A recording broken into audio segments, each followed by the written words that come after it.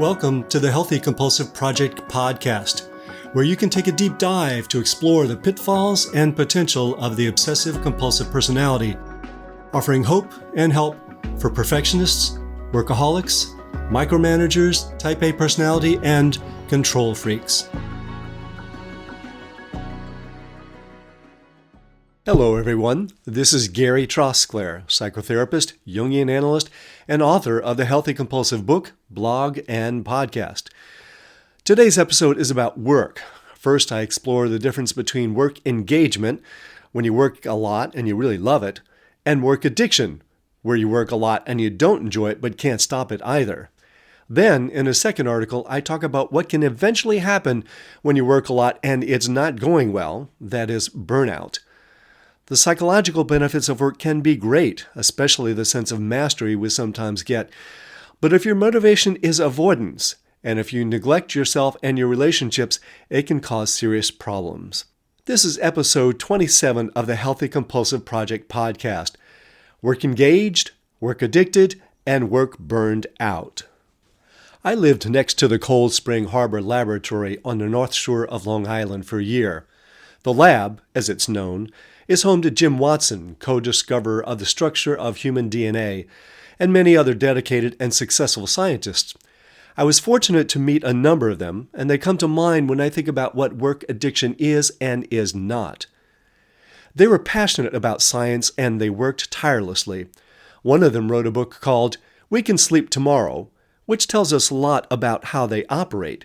It was not unusual for them to work through the night, and they didn't always sleep the next day. Sometimes this meant neglecting their families. It usually meant neglecting their own self-care. Not a lot of life-work balance happening there. But would you say these guys were addicted to work? I can't generalize about whether they had work addiction or whether they were just deeply engaged in their pursuit of science. Nor can I speak of individual cases because I didn't get to know them well enough. But I do think that such distinctions are determined largely by what's motivating the urge to work beyond what's expected. Are we moving towards something or away from something? The idea that you can become addicted to a behavior has become accepted by researchers. Gambling addictions, exercise addictions, and internet addictions are pretty well established as behavioral addictions, or as they're also known, process addictions. By the way, there are lots of citations of the research in the blog. If you want to see them, that's thehealthycompulsive.com. Here are some indications that you may be addicted to a behavior. Salience. The activity becomes the most important thing in your life. Mood modification. Doing the activity makes you feel better at first. Tolerance. You need to spend more time doing the activity to get the high. Withdrawal symptoms. When not doing the activity, you feel uncomfortable. Conflict. A battle evolves within yourself or with people around you about how much time you spend in the activity. Relapse. You try to stop the activity but fail. Now, I want you to notice two themes here. One is that the avoidance of bad feelings comes to be, or always has been, the motivation for the addictive activity. And two, activity that felt good at first becomes necessary simply to keep from feeling bad. Then you may feel like Sisyphus, the Greek king of Corinth, who was cursed by the gods to keep pushing a rock up a hill only to have it fall down again each day. In short, they punished him for trying to act like an immortal when he was really just a mortal. This sort of hubris, a denial of human limitations, can lead us to work addiction. And the image of rolling that rock up the hill every day is a good one for what it feels like to be addicted to work. He didn't want to keep rolling that rock up the hill. He had to, and that's work addiction. The research regarding work addiction specifically is still emerging. It's not the kind of calamitous problem that has foundations clamoring to fund it. But while researchers disagree about just what constitutes work addiction, many conclude that work can become destructively addictive. If you're curious about whether you have work addiction, take this test designed by Mark Griffiths at Nottingham Trent University in Nottingham, the Bergen Work Addiction Scale, which I've used by permission here. To see whether you might have a work addiction, ask yourself whether you do the following: 1, never; 2, rarely; 3, sometimes; 4, often; 5, always. 1. You think of how you can free up more time to work. 2. You spend much more time working than initially intended. 3. You work in order to reduce feelings of guilt, anxiety, helplessness, and depression. 4. You've been told by others to cut down on work without listening to them. 5. You become stressed if you're prohibited from working. 6. You deprioritize hobbies, leisure activities, and exercise because of your work. 7. You work so much that it has negatively influenced your health. If you responded often or always on at least 4 of the 7 items, it indicates that you might have a work addiction. Notice in particular number 3 from this self-test: working in order to reduce guilt, anxiety, helplessness, and depression. That's moving away from a feeling rather than moving toward it. Let's compare these motivations in 2 different people to see how they actually look. John works long hours at his job as an attorney. He loves the challenge his career presents. He likes solving problems and catching mistakes when he edits documents. He enjoys advising his clients and delivering the finished product to them. When he finishes work, he goes bike riding, spends time with his wife, or reads. Whether he's working or playing, he's moving toward what he enjoys and what's good for him. On the other hand, Frank is also an attorney and works about as many hours as John. While he's not crazy about the work, it sure beats the alternative. When he isn't working, he is restless, anxious, empty, and depressed. Insecure, really. He has a gnawing feeling that there's something he should be taking care of and isn't. He was a star in law school, but never really believed what they said about him. He still fears he'll be found out to be a fraud. He dreams of being chaste. He drinks a lot to let go and watches television to divert himself when he can't work. He likes the idea of vacation, but usually feels miserable once he gets there. He's increasingly isolated. He's always moving away from uncomfortable feelings, not toward the things he enjoys or values. John and Frank serve as good examples of the difference between work engagement and work addiction, terms coined by psychology researcher Wilmar Schaffelli at the University of Leuven in Belgium. Schaffelli says that work engagement is characterized by a positive, fulfilling, work-related state of mind, including vigor, dedication, and absorption. Work addiction is characterized by a need to work that's so exaggerated it endangers health, reduces happiness, and deteriorates interpersonal relations and social functioning. John is work engaged. Frank is work addicted. If you are motivated by the fulfillment of work, it's more of a desire and less of a need. You're less likely, then, to neglect your well-being or your relationships. If you feel the need to avoid feelings of insufficiency, that pressure is more likely to override your motivation to take care of yourself and nurture your relationships. Whether you're work engaged or work addicted is determined not just by the amount of time you spend working, but also by your motivation for working. Clearly, even with the best motivation for work, spending all of our time working is not healthy. And our motivations are never pure. But if too much of the motivation is to avoid feelings of insecurity or to avoid disapproval from others, it can lead to desperate overworking and a poor work-life balance. Some people are compelled to work because they feel passionate about it and find it rewarding. Others who have become work addicted were originally motivated by positive feelings, moving toward the good feelings of mastery that come with achievement. But they began using work to alleviate feelings of insecurity, using work to move away from those bad feelings rather than toward the good feelings. This becomes a deeply entrenched habit, and because it really doesn't solve the problem, it can actually make us feel worse. With reflection, attunement to the body, and careful attention to the feelings that drive us, we can become aware of our motivations and make more conscious decisions. With commitment and intention, we can return to our original motivations, the deep, compelling urges that originally inspired us to work hard, and ask whether those are still being honored. And here is the second article on work. Burnout. What happens when you ignore messages from your unconscious? People with obsessive-compulsive personality and obsessive-compulsive personality disorder, OCPD, are driven to be as productive and perfect as possible. There are good aspects to this, but both the amount of work that compulsives do and how they approach work can become self-destructive.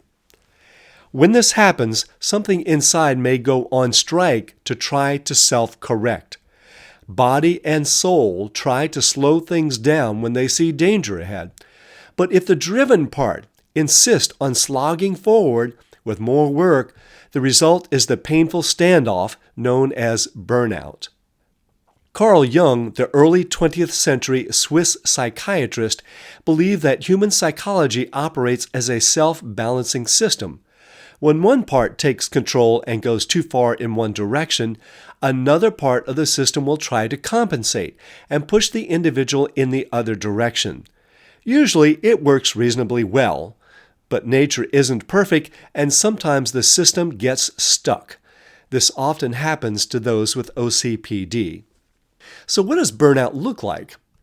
Here are some characteristics of burnout: memory and concentration difficulties, exhaustion and physical complaints, anxiety, irritability and anger, depressed mood, cynicism, indifference, and self-attack, impatience with others, and a desire to isolate.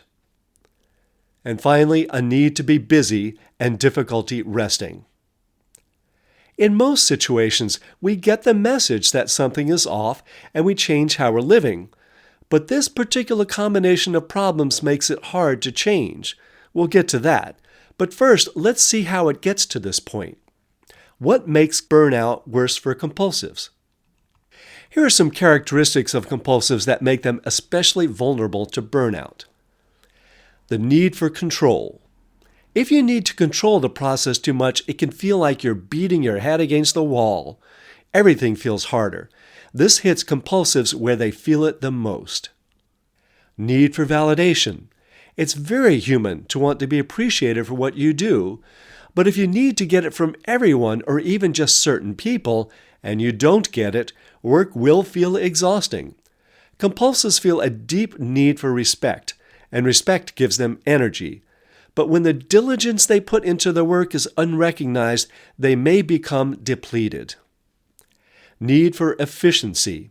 Most compulsives prize efficiency, and when interpersonal conflicts get in the way of production, it lowers their morale. Unrealistic goals. If you keep planning to solve 50 problems and you only get to 15 of them, you might find it discouraging or even depressing.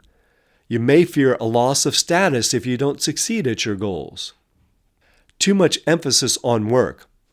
All of these problems are magnified when the compulsive invest primarily in their work life at the expense of self-care, relationships, and leisure.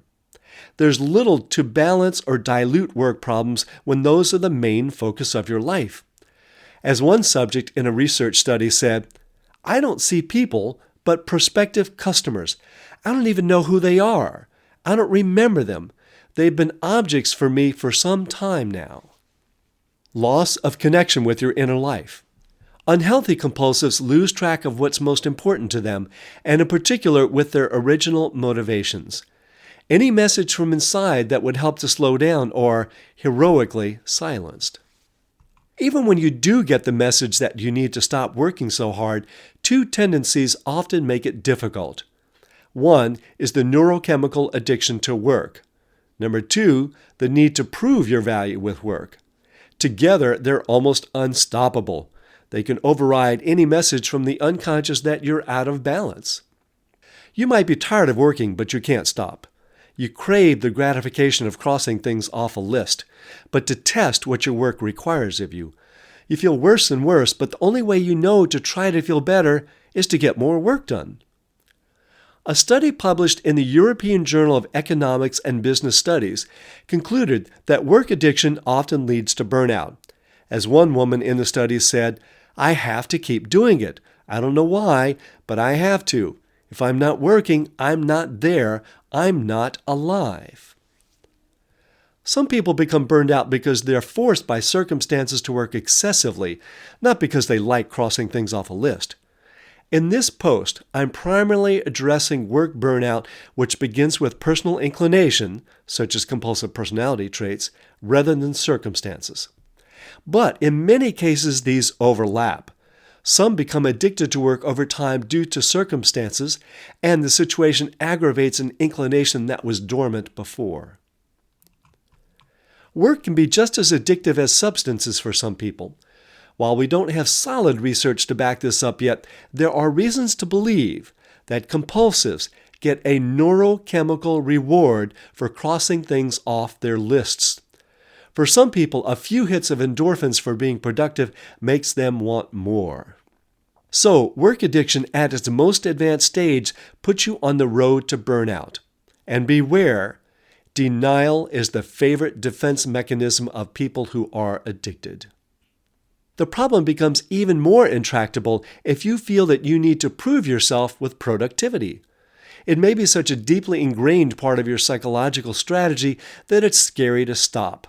Many compulsives enlist their natural determination to be productive and meticulous to show themselves and others that they're worthy of respect. Solutions, the obvious and not so obvious. The solutions might seem obvious. You've heard of them a million times.